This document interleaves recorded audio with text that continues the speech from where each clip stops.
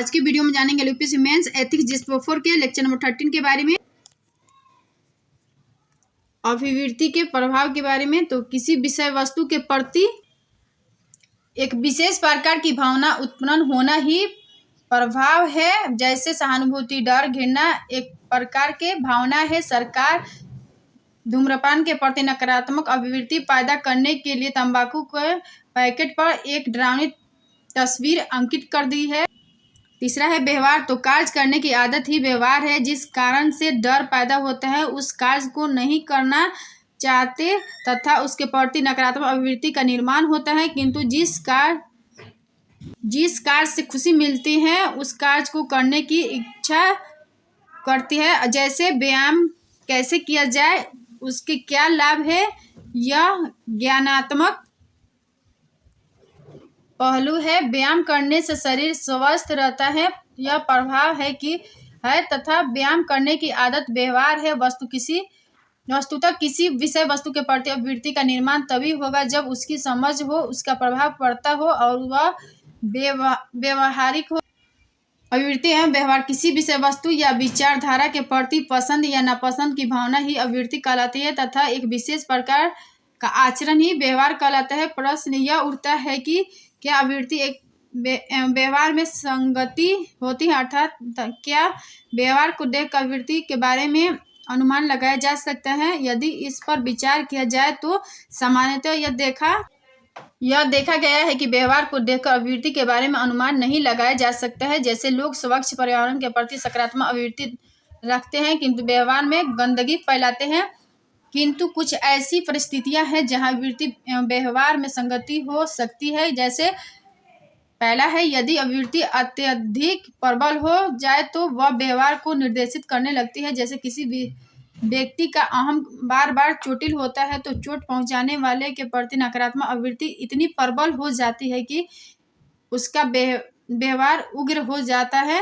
और दूसरा है, यदि कोई व्यक्ति अपनी अभिवृत्ति के प्रति जागरूक नहीं है तो उसकी अभिवृत्ति व्यवहार में संगति होती है। जैसे एक छोटा बच्चा अपनी अभिवृत्ति के प्रति जागरूक नहीं होता है, इसीलिए उसकी अभिवृत्ति व्यवहार में समानता होती है। किंतु वयस्क व्यक्ति अपनी अभिवृत्ति के प्रति जागरूक होता है, उससे पता है कि सामने वाला पर क्या प्रभाव पड़े, इसीलिए उसकी अभिवृत्ति व्यवहार में अंतर आ जाता है। जब व्यक्ति को यह पता हो कि उसके व्यवहार का मूल्यांकन नहीं हो रहा है तो उसकी अभिवृत्ति व्यवहार में समानता होती है। जैसे एक व्यक्ति अपने कमरे में बैठा है और गाना बज रहा है तथा उस व्यक्ति के अंदर नृत्य के प्रति सकारात्मक अभिवृत्ति है तो वह उस कमरे में नृत्य करने लगता है। पर यदि उससे अनुभव हो कि लोग उसे देख रहे हैं तो नृत्य के प्रति सकारात्मक अभिवृत्ति होने के बावजूद व्यवहार में वह नृत्य नहीं करता है। और चौथा, यदि विशेषीकृत स्तर पर बात की जाए तो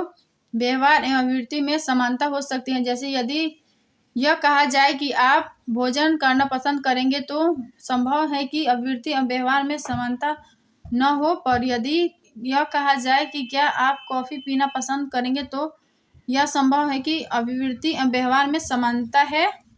और सामाजिक प्रभाव, सोशल इफेक्ट, तो इसके अर्थ है किसी व्यक्ति की अभिवृत्ति विश्वास में मनचाहा परिवर्तन करना। और दूसरा है व्यक्ति की अभिवृत्ति और समाज की अभिवृत्ति में समरूपता। तो इसे दो भागों में बांट कर देखेंगे लोग। पहला है व्यक्ति सिद्धांत, दूसरा समूह दबाव सिद्धांत। तो पहला व्यक्ति सिद्धांत में देखेंगे तो जिसके अंदर नेतृत्व क्षमता एवं आत्मविश्वास कम है वहाँ समरूपता होती है, और जिसके अंदर नेतृत्व की क्षमता एवं आत्मविश्वास ज़्यादा है वहाँ समरूपता कम होगी। और दूसरा समूह दबाव सिद्धांत। तो व्यक्ति समूह में रहना चाहता है और समूह के दबाव के आगे झुक जाता है। समरूपता तो समूह की उत्पीड़न शक्ति, और दूसरा इसमें समूह में सामंजस्य, और तीसरा समूह का आकार और समूह की संरचना। तो ये समूह में समरूपता में आते हैं ये चारों पॉइंट। और अभिवृत्ति के कार्य तो अरक्षार्थ वृत्ति और उपयोगितावादी वृत्ति और ज्ञान वृत्ति और मूल अभिव्यक्ति वृत्ति। तो ये अभिवृत्ति के कार्य के डायग्राम है। और फंक्शन ऑफ एटीट्यूड, अभिवृत्ति के कार्य तो मनोवैज्ञानिक। तो मनोवैज्ञानिक कार्य में आवृत्ति की 4 वृत्तियों की विवेचना की है। पहला है उपयोगितावादी वृत्ति, जो वस्तु मेरी उपयोगी है उसके प्रति सकारात्मक आवृत्ति पैदा होती है। चूंकि प्रत्येक व्यक्ति पुरस्कार, सम्मान एवं प्रतिष्ठा की उपेक्षा करता है, इसलिए हर उस कार्य के प्रति सकारात्मक आवृत्ति पैदा होती है जिसमें सम्मान एवं प्रतिष्ठा में वृद्धि होती है, किंतु हर उस कार्य के प्रति नकारात्मक आवृत्ति पैदा होती है जिससे दंड मिलता है। और दूसरा ज्ञान वृत्ति, तो जिससे ज्ञान की प्राप्ति होती है, अर्थात जिससे किसी विषय वस्तु में को समझने में सहायता मिलती है, उसके प्रति सकारात्मक आवृत्ति का निर्माण होता है। जैसे यदि किसी किताब को पढ़ने से विश्व को समझने में सहायता मिलती है तो उसके प्रति सकारात्मक आवृत्ति का निर्माण होता है।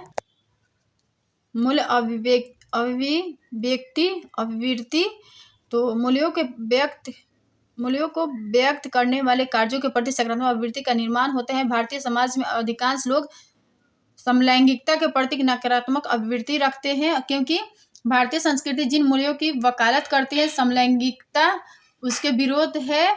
और चौथा है अरक्षार्थ वृत्ति, तो जिस कार्य एवं गतिविधि से अ की रक्षा होती है उसके प्रति सकारात्मक आवृत्ति का निर्माण होता है, किंतु जिससे अहम पर चोट पहुंचती है तो उसके प्रति नकारात्मक आवृत्ति का निर्माण होता है। जैसे यदि आप किसी कंपनी के ऑफिसर हैं और आपका अधीनस्थ आपके निर्णय में बार बार हस्तक्षेप करता है तो उस अधीनस्थ के प्रति नकारात्मक आवृत्ति का निर्माण होता है।